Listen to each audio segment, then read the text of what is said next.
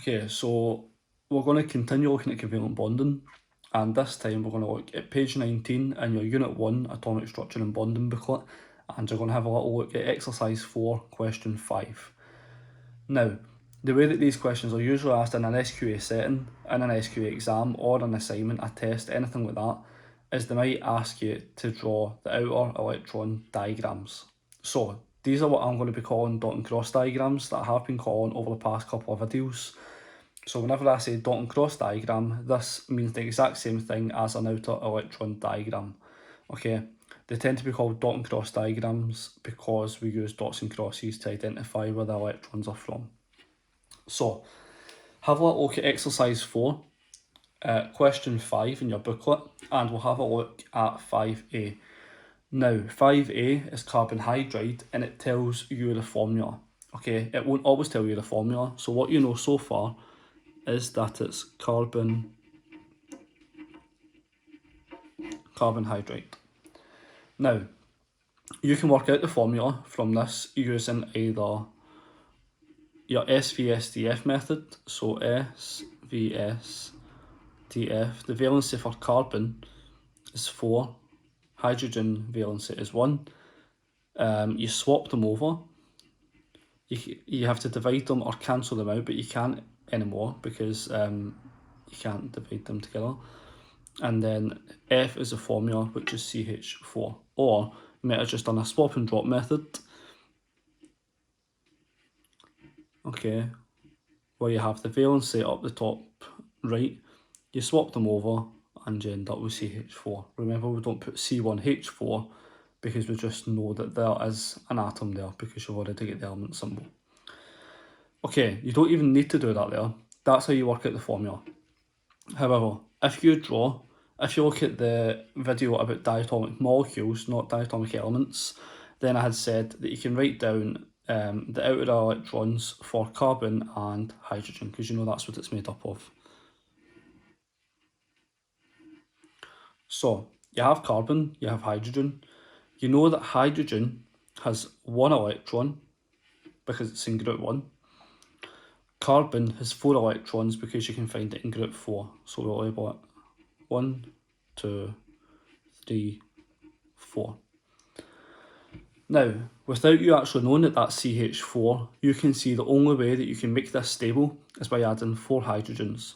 1 here, 1 here, 1 here, and 1 here. That means that each hydrogen will be stable because it has 2 electrons, and the carbon will be stable because when you add in the 4 hydrogens, you'll have 8 electrons in total, which means that it's got a full outer shell of electrons. The aim for these questions is that all of the atoms have full outer shells of electrons. So the way you do this, you put your C in the middle, and you know you need to add 4 hydrogens around the side. Now, another thing that's really important with this is that you put in your element symbols. So I've put in H, what you can see here, and C in the middle. For each hydrogen, you have 1 electron, so you can put them straight in. And then carbon had 4 electrons around the outside, 1, 2, 3, and 4. This means it's stable because each hydrogen has 2 electrons. Okay, it can only have 2 because it's in the first shell. And each carbon, or the carbon, is stable because it is 8 electrons. 1, 2, 3, 4, 5, 6, 7, 8. So just make sure you always check it each time you do a question. B is carbon chloride. Okay, so if we had carbon chloride,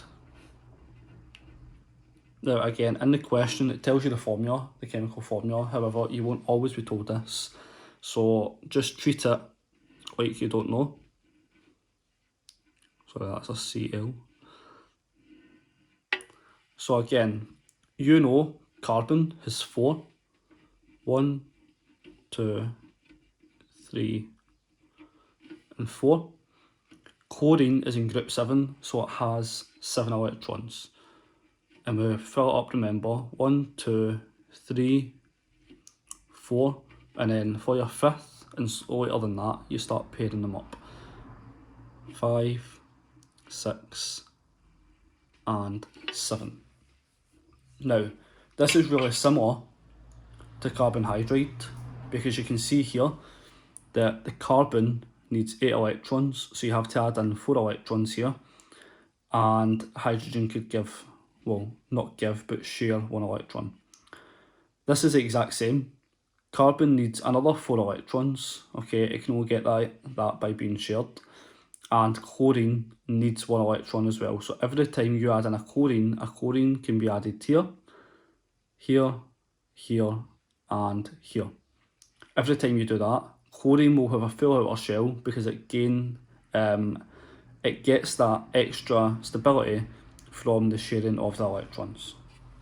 So when we look at it, just to make it a bit easier, instead of trying to visualise it, we have the C in the middle again, and then around the outside we have the chlorine atoms. You know carbon had the 4 electrons, so you can put them straight in, and then each chlorine atom here had 7, like you've drawn it here. 1, 2, 3, 4, 5, 6, 7. So here, this chlorine atom is now stable because it's got 8 electrons in the outer shell. 1, 2, 3, 4, 5, 6, 7. And again, because that one's been shared, it's got 8 electrons in the outer shell. 1, 2, 3, 4, 5, 6, 7. And 1, 2, 3, 4, 5, 6, and 7. So you can see here, each chlorine has 8 electrons, and each carbon also has 8 electrons. 1, 2, 3, 4, 5, 6, 7, and 8.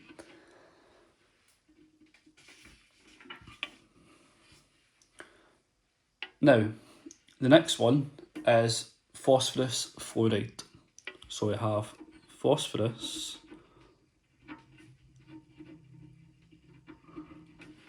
fluoride. Now, again, it gives you the formula, but treat it like it doesn't. So we have phosphorus and we have fluorine, because you know phosphorus fluoride is only made up of phosphorus and fluorine. Phosphorus is in group 5, so it has 5 electrons. So you have 1, 2, 3, 4, 5. And when I say it has 5 electrons, I mean it has 5 electrons in the outer shell. Fluorine is in group 7, so if it's in group 7, it has 7 electrons in the outer shell. 1, 2, 3, 4, 5, 6, 7. Now, you have a pair of electrons up here, so nothing will happen here, but you have single electrons around the side and the bottom. You need an extra 3 electrons here in order to have a full outer shell. You need an extra 1 electron here in order to get a full outer shell, i.e. 8 electrons. So a fluorine can add here, here, and here. Now, to make it nice and easy, I've just realised I've done dots for all of them. So let's make them crosses. And when you add in your 3, okay, you've got phosphorus in the middle here. You already have your electrons, your 2 electrons at the top here, and you need 3 electrons being shared. So these are F, F, and F. Now, phosphorus, we know, had 5 in total, so you can put them in. 1, 2, 3, 4, 5. Fluorine has 7 in total. 1, 2, 3, 4, 5, 6, and 7, which means this fluorine now has a full outer shell of electrons. You're not quite finished yet though, because phosphorus doesn't, so you need to do the same for this fluorine. 4, 5, 6, 7, that's now full. 1, 2, 3, 4, 5, 6, and 7. Each fluorine atom here had the 7 electrons plus 1 being shared, so a full outer shell, which is 8 electrons, And now phosphorus, although you only started with 5, you now have 8. 1, 2, 3, 4, 5, 6, 7 and 8. And remember, every time you see this overlapped part here with a dot and a cross, that shows you there's a bond between this atom and this atom. Whether it's P and F, whether it's C and Cl, whether it's C and H, and so on. Okay, so I'll let you try D through to G yourselves and see how you go on.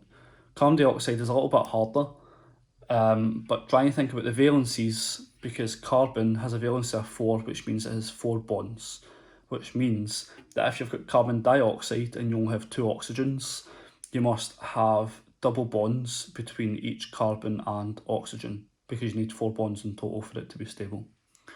So have a go at them, comment in Teams if you get stuck, and I'll reply straight away, either through email or through commenting back.